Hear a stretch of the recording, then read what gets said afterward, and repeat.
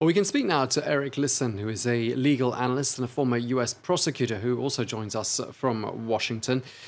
Let me just ask you for your opinion on the legality of what the United States did last night. Is it believed, or in the early hours of this morning, is it believed that Washington did operate within the framework of international law?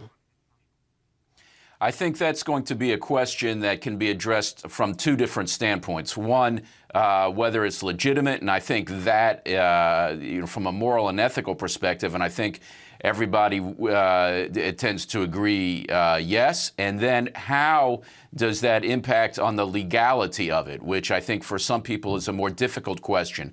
At the end of the day, though, I believe there is significant precedent in international law, and when combined with other treaties on this subject, to support as a matter of law the legality of these actions. And if we look at the language that has been used not only by the president, but as Philip Crowther just reported, by Nikki Haley, the U.S. ambassador to the United Nations, in explaining this, we see that, one, we have a confluence of events that do strongly support the legality of it, though at first sight, in a purely technical interpretation of it, as Russian President Putin has maintained, there are some drawbacks. The drawbacks are that the UN Security Council wasn't involved, that according to the United Nations Charter, which everybody will point to, use of force is only authorized in certain circumstances which seem on the surface not to have been implicated here. However, both the president and the UN ambassador have indicated here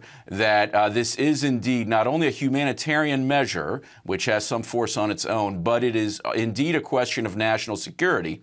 The national security prong becomes important because we have a question not only of regional instability, but we have a question of the fact that there is already the designation of Syria as a state sponsor of terrorism. It's a failed government, and we have the presence in Syria of notably of the Islamic State. And so the whole region is a tinderbox.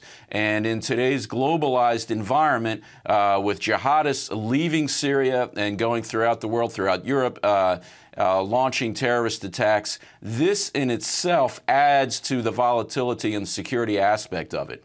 So if we look at it through the lenses of these factors, the case for legality here is probably even stronger than it was in the Kosovo intervention, which has been used as a precedent already to support this one, the Clinton intervention in Kosovo. So all of these things, and then lastly, we have to look at the numerous treaties barring, as a matter of international law, the use of chemical weapons. These go back to the turn of the 20th century, the Hague Conventions, the Geneva Conventions on war, and Syria itself signed off on the 2013 chemical weapons ban and the criminality of it from an international law perspective. All right, we're going to have to leave it there. I'm sorry to cut you short. Eric Lisann, legal analyst and former U.S. prosecutor in Washington. Thank you very much indeed for sharing that with us.